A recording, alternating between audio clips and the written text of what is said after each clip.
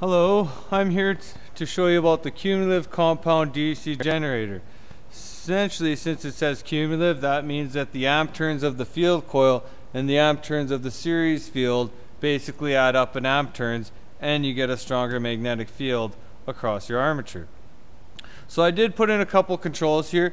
We don't really have this one, but I will demonstrate it at the end of the lab. This is the diverter. This would be a resistor in parallel across the series, and you basically can change that resistance and copy one of these three characteristics. You could have either over or flat or under compounded generators. This diverter is set up at commission time and never touched again.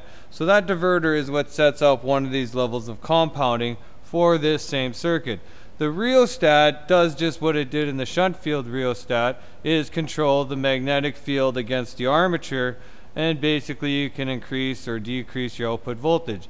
So it's essentially a hybrid of the series generator and a self-excited shunt generator. You'll notice I connected this one long shunt. It could be connected short shunt, doesn't really matter for our purposes. But what we're going to see again is that the field ammeter and the load ammeter basically add up again to the current through the armature. Also, doesn't all the load current still go through the series field? That's the number one thing. If I connected it short shunt, what would be just F2 connected to A1 and A2, still all the load current has to go through that series field. So load current always through series field. Terminal voltage will be the same across both of those. I do have voltmeters set up. I have a voltmeter in here. This is going to give us ET. I have a voltmeter in here, which is pretty much going to be ET.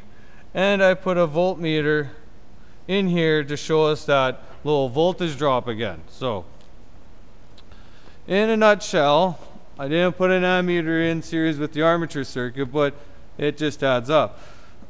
So I'm going to start this up.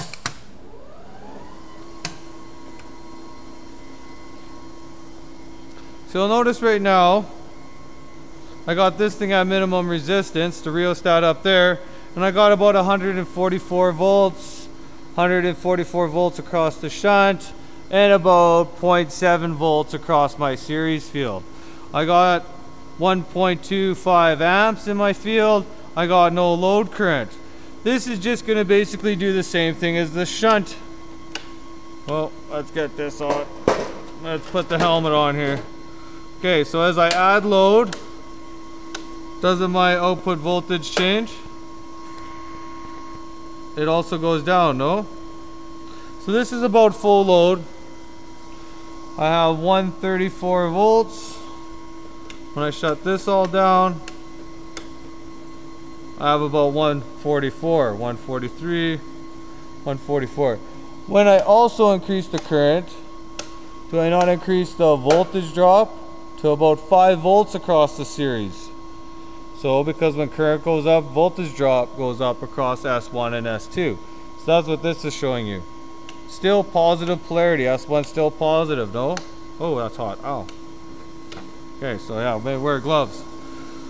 So that is essentially what it's doing. If I go over here and I once again take this shunt field rheostat and I crank it to about 100% resistance, didn't my output voltage drop dramatically just like in the shunt?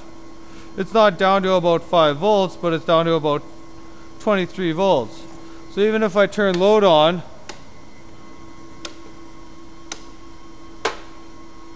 do I not build up current to 114? Right? This is a very high resistance circuit. I got maybe about 0.4 amps there. Did I not just basically copy and mimic our series field current? I added more load, more current went through that coil. The magnetic field got stronger and voltage built up, but it didn't build up as much as our shunt. So if I go back over here, I'm taking resistance out now and I get it to about 132 volts again. So as you can see that this machine, the cumulative compounded, is kind of the best of both worlds. So I'll go back, I'll do that high resistance again, 100% resistance. I shut off all my loads. I got no current flow through there, therefore I have a very low output voltage. when I increase my current flow, I'm increasing current flow through there, current flow through my series winding as usual, and that's going to increase our output voltage as did the series field.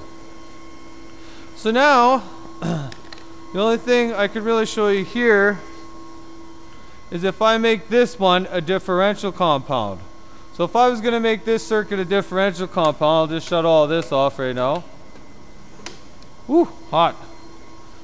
If I go to make this one differential, this is what I'm going to do. I'm just going to make a new drawing. Let this turn.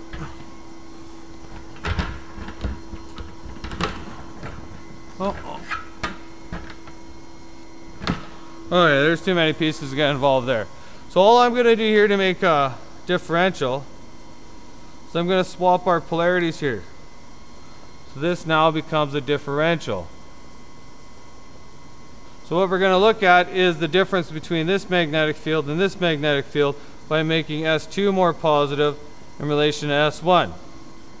So that's the only change here. It's still long shunt. But when I do differential, this is the curve we're looking for. So I should start at some high output voltage, but when I drop voltage, I'm going to have more current flow through here, so it's going to drop in output voltage. It's going to be a reverse curve. So let's see here. I should probably shut this down. When I go down here, I got a whole hooskow here. But we'll get it moved over there, so it's a little bit out of control. But all I did was switch these two leads. So now I should be making it differential. So, too sure we do this lab too often, but I'm going to see how it works out for us here. So I'm going to start up our synchronous motor. There we go. I'm going to put that to minimum resistance. So I just took our shunt field rheostat, put it to minimum resistance, and I have a high voltage there, no? I have about 133 volts there, 133.66 volts across the series voltage coil. If I add resistance, right, it goes back down kind of like a shunt. But let's get it up to full load. So let's say that that's 132. When I start adding load, does it not break down that residual magnetism? Maybe a little too much there, eh? There, we gotta get that magnetism. But I guess still, if I only put it on one load, it went down a bit, no? Turn on a second load. Well, we just drop off the face of the earth there, no? So I can keep on adding load. If I keep on adding load, all it does is just break down to 0 volts, no? So even if I was at, let's say, full volts there, they tell you that this is the only one that's current limiting. So current limiting, all it's basically stating is that if I get a dead short across my load. So that's what I'm going to do for you. I'm going to short out around my load. Whoa, you see that? Once again, I'll do that again. Did it not just drop to 0 volts output? Bam, 0 volts output again, no? So even if this thing is working at full load, just breaks down voltage, no? So it's really not used for much other than maybe welding purposes is kind of the #1 thing we say. But that should basically show you, I just gotta do it again, sorry. Don't get to do it enough. Bam, 0, no? Differential. Everything goes down. Shunt voltage. All of that went down. Down to nothing, no? So that is essentially our one differential. And cumulative, the only difference between differential and cumulative is the current that flows through S1 and S2. S2 becomes more positive in differential. And that's our #1 thing. This diverter, like I said, sets up the level of compounding. So that's the only thing you gotta know about it. I'm not gonna demonstrate that to you today because I got just a whack of wires going there and you're probably gonna get confused already with it. But these are the main things you should be looking at. Wondering though, what happens here if I short this out? What happens to our field current? Well, that also goes to 0 because we have 0 output volts there. Makes sense? It's kind of what I thought, but just wanted to check that one out. And as I take it away, it goes back up. So that is essentially our differential generator. We don't do a lab on it, but that's what it all comes down to. So those are your 4 main characteristics. Well, 5, I guess, right? Separate excited shunt generator, self-excited shunt generator, series, cumulative compounded, and differential. Those are pretty much what they come down to. The only thing you got to remember throughout all this is that I was using conventional NEMA standards to say that A2 generates positive, so that's telling me that this is going in a clockwise rotation, right? If I look at the arrow in the upper half, it always points to A1. If I went counterclockwise, all that happens is we always switch our armature, no?